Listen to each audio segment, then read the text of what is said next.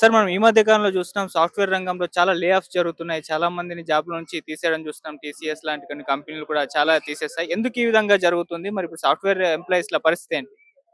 ఫ్యూచర్‌లో సాఫ్ట్‌వేర్ అనేది ఉండదని చెప్పి చాలామంది అంటున్నారు. మరి హ్మ్. ఏదో ఏఐ టెక్నాలజీ వచ్చిన తర్వాత హ్మ్. సాఫ్ట్‌వేర్ జాబ్స్ ఉండవు అని చెప్పి అందరూ అంటున్నారు. హ్మ్. కాబట్టి ప్రత్యేక మార్గాలు చూసుకోవాలా. హ్మ్. ఎవరైనా సరే కుర్రోళ్ళు ప్రత్యేక మార్గాలు ఎతుక్కోకపోతే ఫ్యూచర్‌లో బతకడం కష్టం అని అంటున్నారు. మరి ఎంతవరకు వాస్తవం అనేది నాకు కూడా పూర్తిగా తెలియదు. హ్మ్. సాఫ్ట్‌వేర్ కంటే కూడా ఇప్పుడు బిజినెస్‌ల్లో అలాగే వేరే వేరే జాబుల్లో ఇప్పుడు గవర్నమెంట్ జాబ్స్ కానీ వీట్లి మీద ప్రత్యేక దృష్టి పెట్టి ఈ యువత ముందుకెళ్తే బావుంటదేమో అని నేను అనుకుంటున్నాను. కాకపోతే ఇప్పుడు మొత్తం గవర్నమెంట్ జాబ్ అంటే గవర్నమెంట్ జాబ్స్ కూడా ఎయ్యదు కదా! ప్రైవేట్ రంగంలో కూడా సెక్టార్‌లో కూడా మనం ఫుల్‌ఫిల్ అవ్వాలి. అప్పుడే కదా ఎంప్లాయ్‌మెంట్ అనేది నిండుగా కనిపిస్తుంది. లేకుంటే చాలా మంది నిరుద్యోగ సమస్య ఎక్కువ పెరిగిపోతుంది. ప్రైవేట్‌లో గాని, గవర్నమెంట్‌లో గాని ప్రత్యామ్నాయ మార్గాలు ఎతుక్కోవాలి ఇప్పుడున్న పరిస్థితిలో. ఎందుకంటే ఓన్లీ సాఫ్ట్‌వేర్, బీటెక్ అని చెప్పి కుర్రోళ్ళు ఇంతకుముందు పరిగెట్టినట్టు ఇప్పుడు పరిగెడితే జాబులు లేవు. ఒకప్పుడు ఫ్రెషర్స్‌ని ఈజీగా చాలా తక్కువ జీతాలతో తీసేసుకుని సాఫ్ట్‌వేర్ కంపెనీ వాళ్ళు బాగా వాడుకునేవాళ్ళు. నిజంగా చెప్పాలంటే 10,000-15,000 లోపే సాఫ్ట్‌వేర్‌లు తీసుకొని, తర్వాత 2 సంవత్సరాలు, 3 సంవత్సరాలు అగ్రీమెంట్ తీసుకొని, ఆ తర్వాత జాబులొచ్చి వాళ్ళు 4 అంకెలు, 5 అంకెలు, 6 అంకెల జీతాలకు కూడా ఎళ్ళినటువంటి పరిస్థితి ఉంది. సాఫ్ట్‌వేరు అలా బ్రహ్మాండంగా ముందుకెళ్తున్న తరుణంలో సాఫ్ట్‌వేర్‌లు బాగా డెవలప్ అయిపోయింది. అందరూ కూడా సాఫ్ట్‌వేర్ వైపు మొగ్గు చూపారు. ఇప్పుడు సాఫ్ట్‌వేర్ జాబ్స్ అన్నీ తగ్గిపోతున్నాయి. ఈ టెక్నాలజీ ఏఐ టెక్నాలజీ వచ్చిన తర్వాత ఎలా మారుతుందో, ఏమవుతుందో కూడా తెలియక ఇప్పుడున్న పరిస్థితిలో లాభాలు రాక కంపెనీలు ఉద్యోగులను తొలగిస్తూ ఉన్నది. ప్రత్యామ్నాయ మార్గాలు ఎదుర్కోక తప్పదు. ఎదుక్కోవాలి తప్పనిసరిగా కుర్రోళ్ళు. మరి ఫ్యూచర్‌లో ఎక్కడో విన్నాను నేను సాఫ్ట్‌వేర్ జాబ్స్ అంటూ ఉండవని. మరి పరిస్థితి ఇలా ఉంటే మళ్ళీ బ్రతుకుతెరువు కష్టమవుతది కాబట్టి ప్రత్యామ్నాయ మార్గాలు ఎతుక్కోవాల్సిందే. ఐటీ రంగమే లేకుండా పోతుందా? లేకుండా పోదు గానీ, లేకుండా ఎలా పోతది? కాకపోతే 100 మంది చేసే పని ఐదుగురితో చేపిస్తారు. అవును. అంతే. హ్మ్. 100 మంది చేసే పని ఐదుగురితో చేపిస్తే ఉన్న 95 మంది ఎలా బతకాలి? మరి ప్రత్యామ్నాయ మార్గాలు ఎతుక్కుంటేనే ఇలా బతకగలుగుతారు. డేంజర్ జోన్‌లో ఉంది సాఫ్ట్‌వేరు ఉద్యోగుల బ్రతుకని చెప్పి అందరూ అంటున్నారు. మరి ఎంతవరకు అది ఇబ్బంది పాలు చేస్తుందో ఎవరికీ తెలీదు. ఇప్పుడు అమ్మాయి ఇచ్చేవాళ్ళు కూడా అంటే పిల్లనిచ్చే వాళ్ళు కూడా అమ్మో! సాఫ్ట్‌వేరా అన్న ఒక ఫీలింగ్ అచ్చేస్తుంది అని కూడా అంటున్నారు. నిజమేనా? ఇప్పుడు సాఫ్ట్‌వేర్ జాబులే లేవండి. వాస్తవంగా ఇప్పుడు పోయిన 4, 5 సంవత్సరాలుగా బీటెక్ చేసిన వాళ్ళకి సాఫ్ట్‌వేర్ జాబులు లేవు. హ్మ్. ఫ్రెషర్స్‌ని ఎవడు తీసుకుంటలా. అవును. ఏంట్రా అని ఆలోచిస్తే ఉంది జాబుల్లో అది వాళ్ళ కంపెనీస్‌కి లాభాలు లేకపోతే వాళ్ళు మాత్రం ఉద్యోగాలు ఎలా ఇవ్వగలుగుతారు? ఇవ్వలేరు కదా! కాబట్టి వేరే మార్గాలు ఎతుక్కోవాల్సింది ఎవరైనా గాని. అందుకని బీటెక్ ఆహ్, తప్పనిసరిగా చదువుకుంటారు. హ్మ్.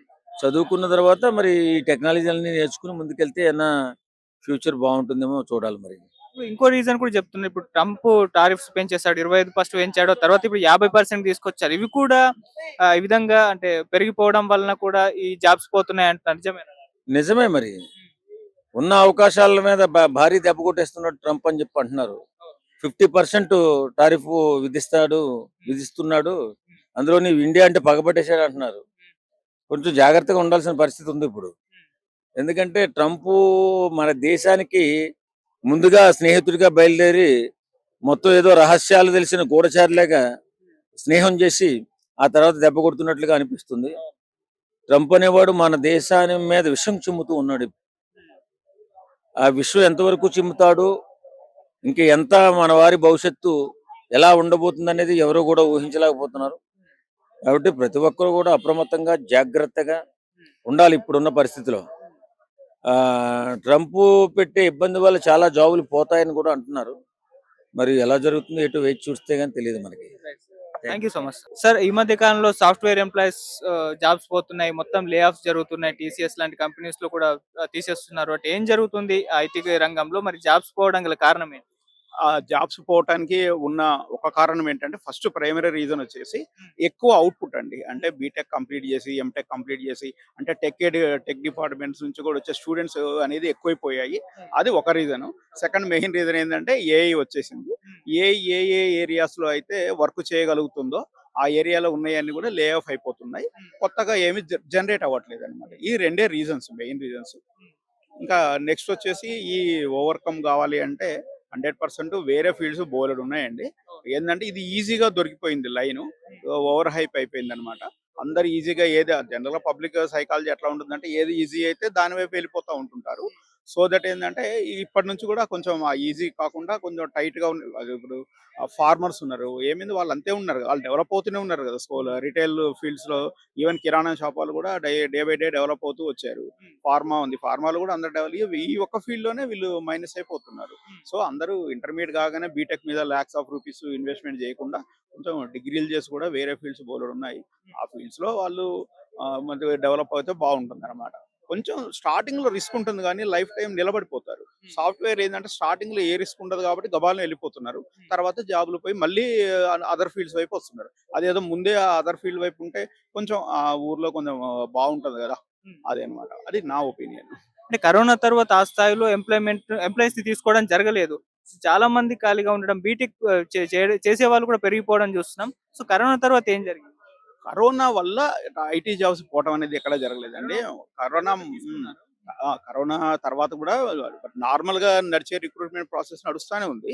అంటే ఏ కంపెనీకి ఎంతమంది అయితే రిక్రూట్‌మెంట్ అంటే రిక్వైర్‌మెంట్ ఉందో అంతవరకు తీసుకుంటానే ఉన్నారు. కాకపోతే అవుట్‌పుట్ ఎక్కువుందండి. మెయిన్ మనకిక్కడ తెలంగాణ, ఏపీలో బాగా అవుట్‌పుట్ ఉంది. Output means number of students out comers ఉన్నారు గదా! చాలా ఎక్కువ మంది ఉన్నారన్నమాట. అన్ని జాబ్స్ ఎక్కడ జనరేట్ కావండి. ఇండియాలోనే కాదు ఏ కంట్రీలో కూడా అన్ని లాక్స్ ఆఫ్ జాబ్స్ కష్టం జనరేట్ అవ్వడం. సో దట్ ఏంటంటే దానివల్ల వీళ్ళకి కొత్తగా జాబ్స్ రావట్లేదు. సెకండ్ వచ్చేసి ఏఐ గురించి అందరికీ తెలిసిందే. అది ఈవెన్ స్కూల్ పిల్లలు కూడా దాని గురించే మాట్లాడేస్తున్నారు ఏఐ గురించి. ఏఐ వచ్చి ఏ ఏరియాస్‌లో ఉందో ఆ ఏరియాస్‌లో జాబ్స్ పోతా ఉన్నాయి. ఉన్న జాబ్స్ పోతున్నాయి. కొత్తవి లేవు, ఉన్నాయి పోతున్నాయి. సో దట్ వీళ్ళు ఖాళీగా ఉంటున్నారు. అంటే సాఫ్ట్‌వేర్ రంగం పడిపోతుందా? లేకుంటే వాళ్ళు కొత్త ప్రత్యామ్నాయం వెతుకుతున్నారా ఏఐ లాంటివి? వాళ్ళు ఏఐ కోసం వెతుకుతున్నారు. పడిపోవటం ఏమి ఉండదండి. సాఫ్ట్‌వేర్ పడిపోయే ఛాన్స్ అట్లాంటిది ఏమి ఉండదు. కాకపోతే ఏందంటే వాళ్ళు ఆ మ్యానుఫ్యాక్చరింగ్ కాస్ట్ అనేది తగ్గించుకోవటానికి ఏ ఇండస్ట్రీ అయినా ట్రై చేస్తానే ఉంటది.